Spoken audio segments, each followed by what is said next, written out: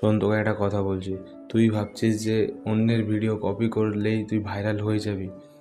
হয়তো হতে পারিস, কিন্তু একটা কথা ভাববি যে ইউটিউব এখন চোরের থেকেও বেশি চালাক হয়ে গেছে। তুই যে ভিডিওটা অন্য জায়গা থেকে কপি করবি, সে ভিডিওটাতে অলরেডি কন্টেন্ট আইডি থাকে, তাই ইউটিউব সহজে বুঝে নিবে যে তুই এই ভিডিওটা কপি করেছিস। আর ফলাফল চ্যানেলে ডিমনিটাইজেশন হতে পারে, চ্যানেলে কপিরাইট ক্লেম পড়তে পারে, আর কপিরাইট স্ট্রাইকও পড়তে পারে।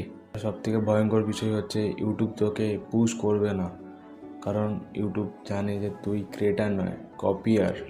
তাই ভাই, অন্যের ভিডিও দেখে শেখ, কিন্তু কপি করিস না।